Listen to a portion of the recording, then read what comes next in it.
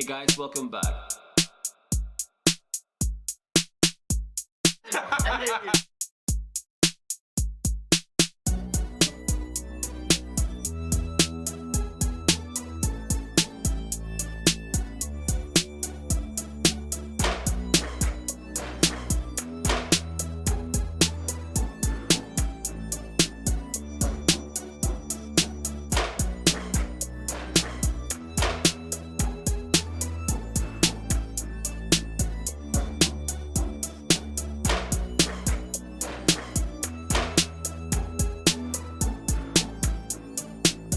Are you gonna Bampot?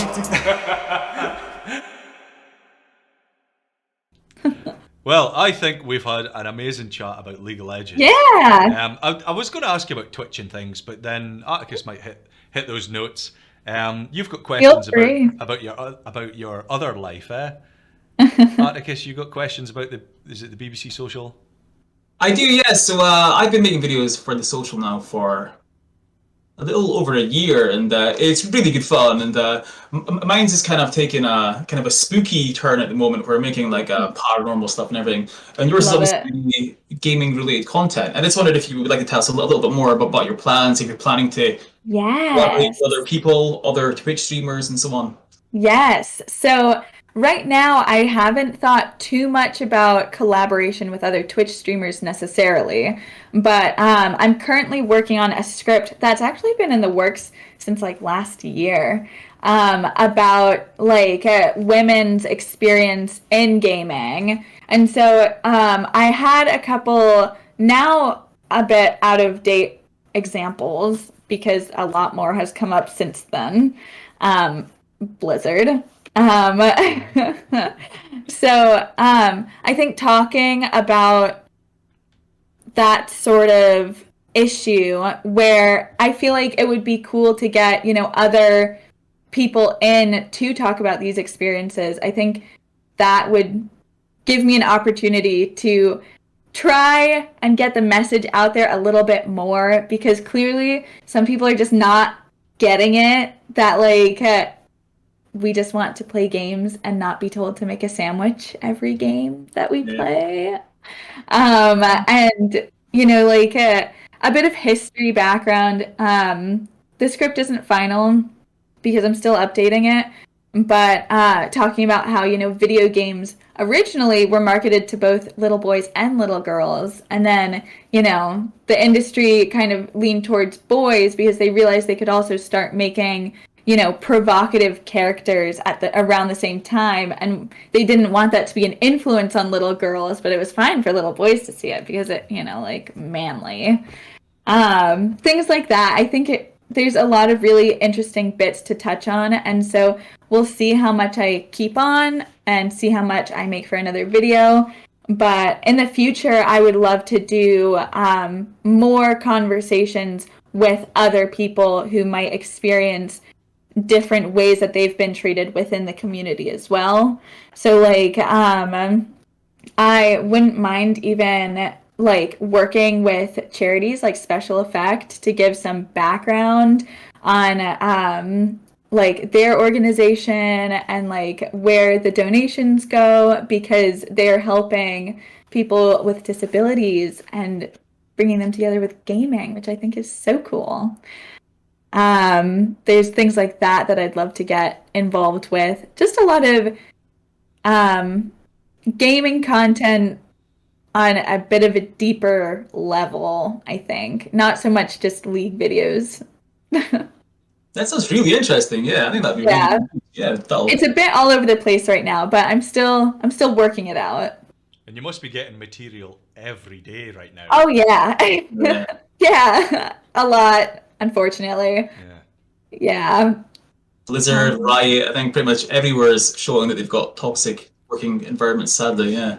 And then when, like you mentioned, Blizzard and Riot are the big names, but people always say, this is not isolated. It's everywhere. Yeah, exactly. Which is such a bummer because, like, my goal, long term, would be to work with, indie gaming companies, whether that be in marketing, whether that be on a different side, like content creation. I'm not sure, but I would love to work with companies, especially Scottish ones.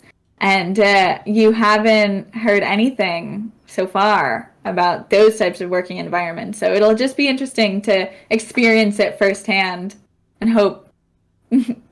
That's basically all I can do. Hope. Definitely, yeah. I was going to ask as well, Twitch as well obviously has quite a toxic environment as well with the viewers and stuff. And obviously people have lots of different opinions on it, and some opinions that are completely insane and wild. And I just wondered what you think Twitch could do to kind of make it less of a misogynistic environment. That's very difficult. I think like having the option to ban people, like I found it difficult to learn how to ban people from my chat while I'm streaming. And so to have it open or be able to just like click a button next to their name, I don't know if that's still how you do it, but I had to ban someone and I was struggling to figure that out. So maybe finding better ways to be able to mass ban people, or like, I don't think it's very well known that there are ways to make it so you can't have people copying and pasting, like auto bots, the ones I'm talking about. I personally haven't experienced it, thank God, knock wood. But I have seen people like expressing how upset it made them on Twitter, and seeing how awful those raid bots can be. Like, they're horrific sometimes. And so there must be something that's as easy as a click of a button to keep things from spreading so much like that. I don't know how it works or what that solution would be, but I think it's getting to a point where like people are going to be as anonymous as they want to be on the internet.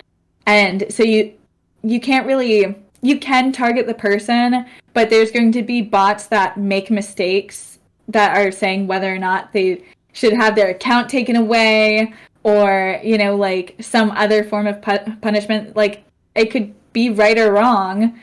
So I think it's just, finding things to do as a whole.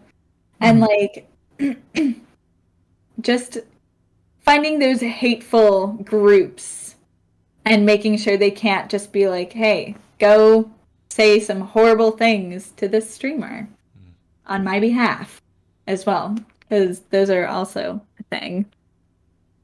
People talking shit and then rating you. Yeah.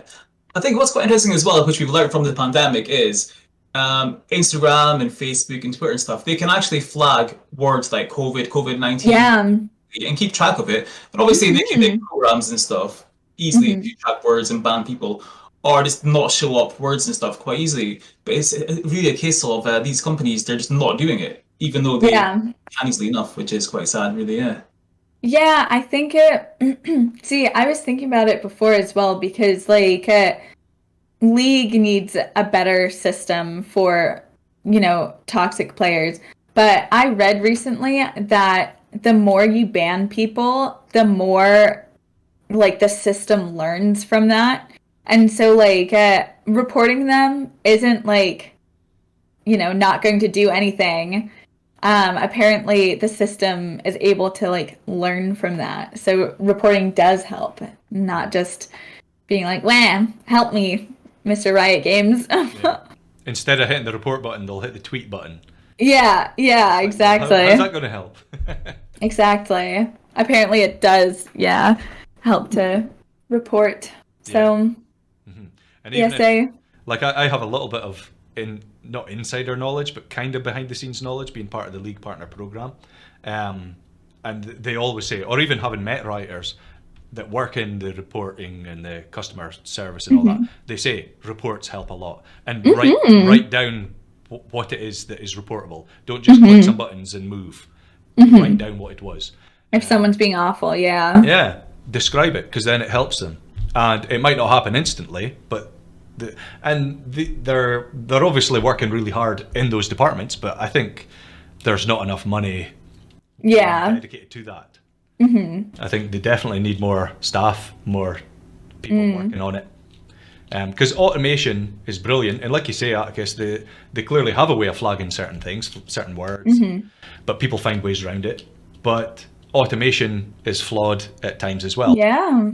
And are they erring too much on it's rather have false, what's the word? It's rather have people getting away with it than to have people punished who didn't do it. Yeah, exactly. I think the same's like with YouTube as well, like how it's a very flawed bot review system. And then you see like Twitch complaining about a certain type of streamer, and it's just like, well, you have the power to, instead of banning these accounts that are huge, like you have the power to flag them as a certain type of stream, and then you can be 18 plus to go and watch it. That you need to age verify. It's not their fault that they are making money from the system.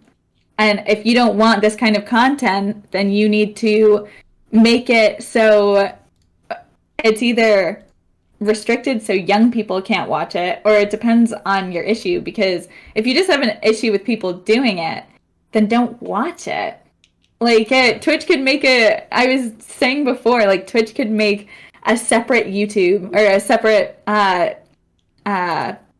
URL. Yeah. YouTube. Whatever.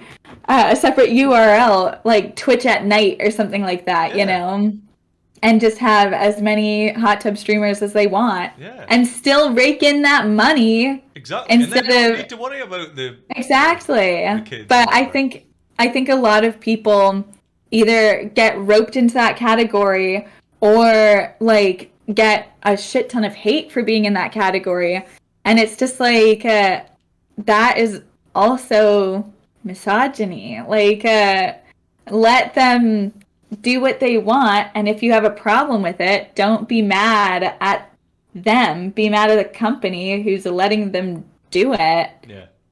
But if they still want money, then just make it a separate category. Like, to me, it doesn't seem that crazy or out there to find a solution that would make everybody happy, but I don't know.